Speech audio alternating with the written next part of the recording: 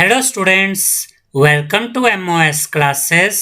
आज हम 7th class civics NCERT के chapter 3 how the state government works के क्वेश्चंस एंड आंसर्स को डिस्कस करेंगे। क्वेश्चन नंबर 1 में हमसे कहा गया है use the terms constituency and represent to explain who an MLA is and how is the person elected। इसका ये मतलब है स्टूडेंट्स कि हमें इन दो वर्ड्स का यूज करना है, कॉन्स्टिट्यूएंसी और रिप्रेजेंट, और इन दो वर्ड्स का यूज करके हमें ये एक्सप्लेन करना है कि MLA कौन होता है और MLA को किस तरह से चुना जाता है, MLA को किस तरह से इलेक्ट किया जाता है। तो इसके आंसर में हम लिखेंगे The entire state is divided into constituencies equal to the number of seats in the state legislative assembly। State legislative assembly का मतलब होता है विधानसभा। इसका ये मतलब है स्टूडेंट्स कि स्टेट को कुछ कॉन्स्टिट्यूएंसीज में बांटा जाता है और एक स्टेट में, एक राज्य में जितनी कॉन्स्टिट्यूएंसीज होती है वहां पर उसकी स्टेट लेजिस्लेटिव असेंबली में, यानी कि उस स्टेट की जो विधानसभा होती है उसमें उतनी ही नंबर ऑफ सीट्स होती है जितनी कॉन्स्टिट्यूएंसीज में उस स्टेट को बांटा जाता है। अब मान लीजिए कि एक स्टेट को 50 कॉन्स्टिट्यूएंसीज में बांटा गया, तो इसका ये मतलब होगा कि उस स्टेट में 50 सीट्स होंगी विधानसभा के अंदर, स्टेट लेजिस्लेटिव असेंबली के अंदर, और उस स्टेट में 50 MLA चुनकर आएंगे इस विधानसभा के लिए, यानी उस स्टेट के टोटल 50 MLA होंगे क्योंकि उस स्टेट में 50 कॉन्स्टिट्यूएंसीज है। सेकंड पॉइंट में हम लिखेंगे the voters of each constituency cast their votes in favour of the candidates of their choice. इसका ये मतलब है स्टूडेंट्स कि किसी जगह पर किसी कॉन्स्टिट्यूएंसी के जो वोटर्स होते हैं वो अपनी पसंद के कैंडिडेट को वोट देते हैं उन्हें MLA के लिए चुनने के लिए, और जिसको ज़्यादा वोट मिलते हैं वो व्यक्ति MLA के लिए चुना जाता है और फिर वो स्टेट लेजिस्लेटिव असेंबली का सदस्य बन जाता है, यानी कि विधानसभा का सदस्य बन जाता है, वो MLA बन जाता है। अब देखिए यह थर्ड पॉइंट में यही बताया गया है the candidates who secures the highest number of votes gets elected as an MLA and represents the constituency in the legislative assembly of the state. इसका ये मतलब है स्टूडेंट्स कि जिस कैंडिडेट को सबसे ज़्यादा वोट मिलते हैं वो MLA के लिए चुना जाता है और वो विधानसभा में, यानी कि legislative assembly of the state में अपनी जनता को जिस जगह से वो चुनकर आया होता है उस कॉन्स्टिट्यूएंसी को रिप्रेजेंट करता है और उनकी जो भी प्रॉब्लम्स है, जो भी उनकी परेशानियां हैं, उन्हें वह MLA legislative assembly of the state में, यानी कि विधानसभा में उठाता है, यानी कि अपने लोगों की प्रॉब्लम्स को बताता है और उनका सोल्यूशन निकलवाता है।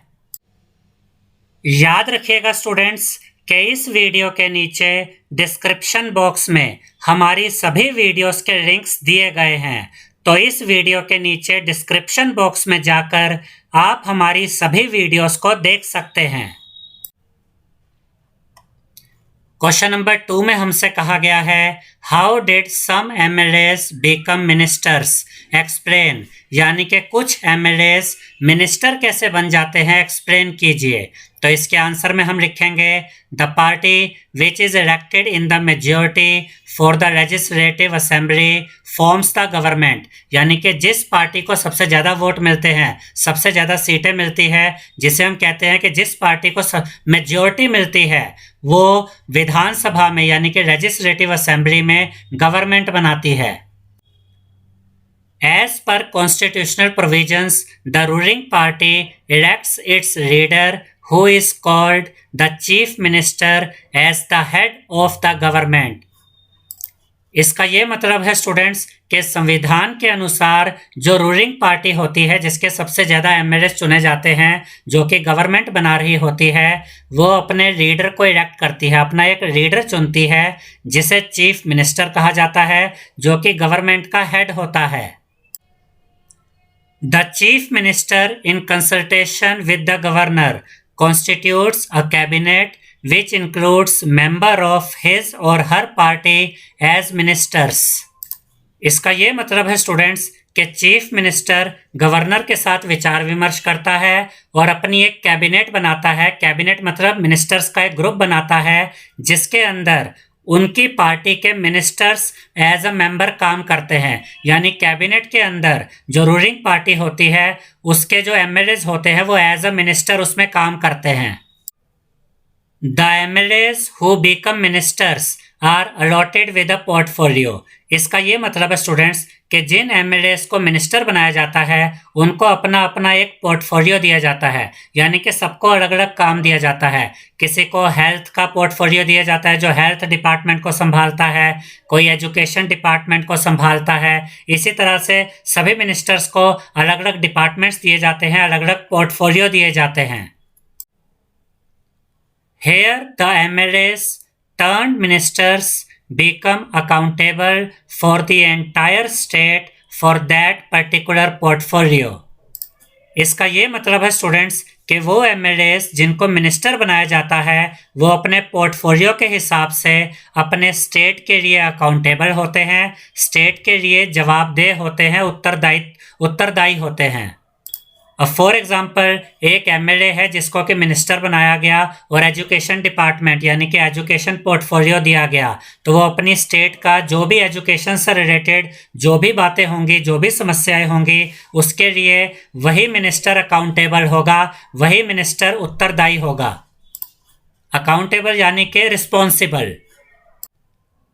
ऐसे ही अगर किसी एमएलए को मिनिस्टर बनाया जाता है और उसे हेल्थ पोर्टफोलियो दिया जाता है यानी कि हेल्थ डिपार्टमेंट की जिम्मेदारी दी जाती है, तो वह मिनिस्टर अपनी स्टेट के हेल्थ से रिलेटेड सभी प्रॉब्लम्स के लिए, हर बात के लिए रिस्पॉन्सिबल होगा। इसके बाद क्वेश्चन नंबर 3 है, why should decisions taken by the chief minister and other ministers be debated in the legislative assembly. इसका ये मतलब है स्टूडेंट्स कि चीफ मिनिस्टर जो डिसीजन लेते हैं और दूसरे मिनिस्टर्स जो डिसीजन लेते हैं उन डिसीजंस के ऊपर लेजिस्लेटिव असेंबली में यानी कि विधानसभा में बहस होना क्यों ज़रूरी है।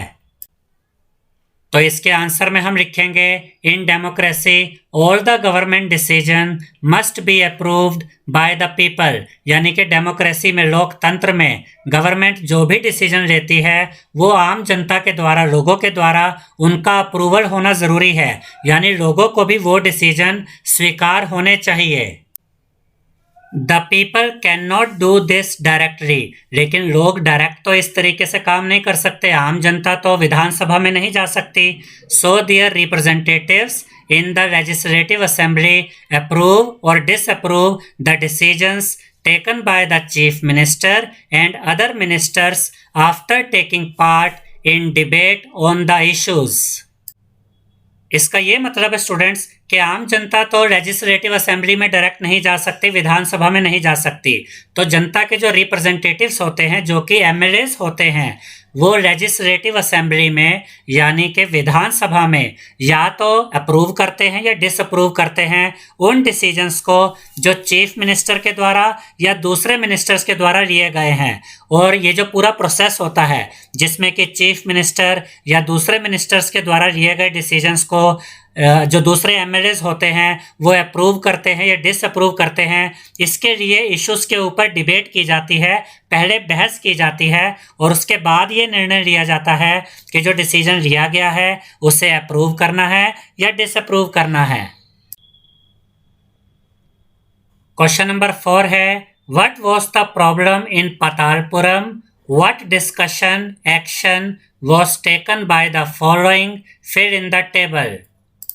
इसका ये मतलब है स्टूडेंट्स के चैप्टर में पतालपुरम के बारे में जो समस्या बताई गई है वही हमें बताना है कि पतालपुरम में समस्या क्या थी, प्रॉब्लम क्या थी। और यहाँ टेबल में हमें ये जो 4 पार्ट्स दिए गए हैं, हमें ये बताना है कि इन सब में पतालपुरम की प्रॉब्लम के लिए क्या किया गया। यानी पब्लिक मीटिंग में पतालपुरम की प्रॉब्लम के लिए क्या किया गया, लेजिस्लेटिव असेंबली में क्या किया गया, प्रेस कॉन्फ्रेंस में क्या किया गया और फिर चीफ मिनिस्टर ने क्या किया पतालपुरम की प्रॉब्लम के लिए।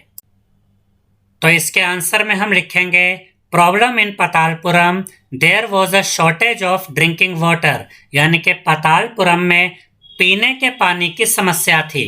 Women had to travel up to 3 to 4 kilometre to fetch water, यानी कि महिलाओं को पानी लाने के लिए 3 से 4 किलोमीटर चलना पड़ता था। There was outbreak of diarrhea and the people were dying from it, और पतालपुरम में डायरिया यानी कि हैजे की बीमारी फैल गई थी जिसकी वजह से लोग मर रहे थे। The hospital was not clean, hospital साफ नहीं था, and there was shortage of doctors and medicines, और हॉस्पिटल में डॉक्टर्स की भी कमी थी और दवाइयों की भी कमी थी। इसके बाद यहाँ पर हम देखेंगे कि पब्लिक मीटिंग में इस प्रॉब्लम के बारे में क्या किया गया। Condemn the government and short protest put their demand to government, यानी कि पब्लिक मीटिंग में गवर्नमेंट को इस बारे में बताया गया कि ये प्रॉब्लम यहाँ पर चल रही है, उसके खिलाफ लोगों में गुस्सा था, लोगों ने प्रोटेस्ट किया यानी कि विद्रोह किया और अपनी मांगों को गवर्नमेंट के सामने रखा कि सिचुएशन को जल्दी से ठीक किया जाए, सारी चीज़ों को ठीक किया जाए जो भी प्रॉब्लम्स पतालपुरम में है। अब हम देखेंगे कि लेजिस्लेटिव असेंबली में यानी कि विधानसभा में इस प्रॉब्लम के बारे में क्या किया गया। Discuss the issue and decided the course of action, यानी कि विधानसभा में इस प्रॉब्लम पर, इस इशू पर डिस्कशन किया गया, विचार विमर्श किया गया और ये डिसाइड किया गया कि आगे क्या काम किया जाएगा ताकि ये सारी समस्याएं खत्म हो जाए, यानी कौन कौन से स्टेप्स लिए जाएंगे, ये सब लेजिस्लेटिव असेंबली में डिसाइड किया गया, विधानसभा में डिसाइड किया गया। अब हम देखेंगे कि प्रेस कॉन्फ्रेंस में क्या हुआ। The health minister presented the plan of action initiated by government, यानी कि हेल्थ मिनिस्टर ने एक प्रेस कॉन्फ्रेंस बुलाई और उसमें ये बताया कि गवर्नमेंट ने कौन से प्लान स्टार्ट किए हैं, कौन से काम स्टार्ट किए हैं ताकि ये सारी सिचुएशन संभाली जा सके। और जो रिपोर्टर्स वहाँ पर आए थे उन्हें प्लान ऑफ एक्शन जो गवर्नमेंट के द्वारा किया गया, जो काम गवर्नमेंट के द्वारा किया जा रहा था इस समस्या को खत्म करने के लिए, उसके बारे में रिपोर्टर्स को बताया गया। अब हम देखेंगे कि चीफ मिनिस्टर ने क्या किया। Visited the village of Patalpuram, announced compensation to the affected families, also clarified the future action to solve the problem, यानी कि चीफ मिनिस्टर पतालपुरम गए, वहाँ पर उन्होंने कंपनसेशन का अनाउंस किया, यानी कि जो ऐसी फैमिलीज थी, जो अफेक्टेड फैमिलीज थी जिनके यहाँ किसी की डेथ हो गई थी बीमारी की वजह से, डायरिया की वजह से, उनको कंपनसेशन देने का ऐलान किया, यानी कि पैसे देने का ऐलान किया। और ये भी बताया कि भविष्य में क्या क्या स्टेप्स लिए जा रहे हैं इस समस्या को ख़त्म करने के लिए। क्वेश्चन नंबर 5 है, What is the difference between the work that MLAs do in the assembly and the work done by government departments? इसका ये मतलब है स्टूडेंट्स कि MLAs असेंबली में जो काम करते हैं और MLAs गवर्नमेंट डिपार्टमेंट्स में जो काम करते हैं, इन कामों में क्या डिफरेंसेस हैं ये हमें बताने हैं।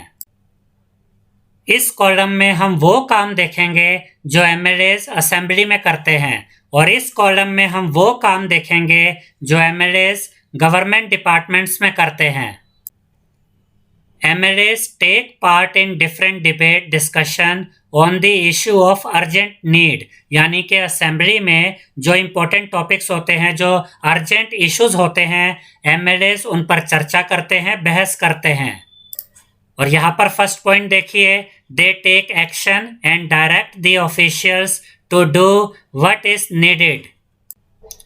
इसका ये मतलब है स्टूडेंट्स कि गवर्नमेंट डिपार्टमेंट्स में MLAs एक्शन लेते हैं, काम करते हैं और जो ऑफिशियल्स होते हैं उनको निर्देश देते हैं, उनको ऑर्डर देते हैं कि उन्हें क्या करना है। अब यहाँ पर हम देखेंगे कि MLAs असेंबली में और क्या करते हैं। They ask questions to different ministers of related departments, यानी कि जो MLAs होते हैं वो मिनिस्टर से क्वेश्चन करते हैं उनके डिपार्टमेंट्स के हिसाब से। अब अगर कोई मिनिस्टर हेल्थ डिपार्टमेंट को संभाल रहा है तो जो ओपोजिशन के MLAs होते हैं वो उनसे हेल्थ के बारे में क्वेश्चन करते हैं। अगर कोई मिनिस्टर एजुकेशन को संभाल रहा है, एजुकेशन डिपार्टमेंट का हेड है, एजुकेशन डिपार्टमेंट को संभाल रहा है, तो जो अपोजिशन के एमएलएज होते हैं वो उस मिनिस्टर से एजुकेशन के बारे में क्वेश्चन करते हैं। अब इस पॉइंट को देखिए, they reply the question asked in the assembly, यानी कि असेंबली में जो क्वेश्चन पूछे जाते हैं एमएलएज जो मिनिस्टर होते हैं वो उनका रिप्लाई करते हैं, उनका उत्तर देते हैं। अब यहाँ पर थर्ड पॉइंट देखिए, they raise the issues in the assembly and draw the attention measures, यानी कि जो एमएलएज होते हैं ये असेंबली में वो इश्यूज उठाते हैं, वो समस्याएं उठाते हैं जो लोगों की होती है और सरकार का ध्यान इन समस्याओं की तरफ लाते हैं और सरकार से पूछते हैं कि आप इन समस्याओं को दूर करने के लिए क्या कर रहे हैं। अब यहाँ पर थर्ड पॉइंट देखिए, they assure the house assembly members for urgent measures to control the situation, यानी कि जो एमएलएज मिनिस्टर होते हैं फिर वो जो हाउस के मेंबर्स या असेंबली के मेंबर्स होते हैं, हाउस मेंबर्स या असेंबली मेंबर्स का मतलब है कि जो विधानसभा के लेजिस्लेटिव असेंबली के जो मेंबर्स होते हैं उनको ये अश्योर करते हैं, ये विश्वास दिलाते हैं कि हम सिचुएशन को कंट्रोल करने के लिए जरूरी कदम उठा रहे हैं। आई होप स्टूडेंट्स आपको हमारा ये वीडियो पसंद आया होगा। अगर आपको हमारा ये वीडियो पसंद आया है तो इस वीडियो को लाइक करें, शेयर करें और हमारे चैनल को सब्सक्राइब करें। Thank you.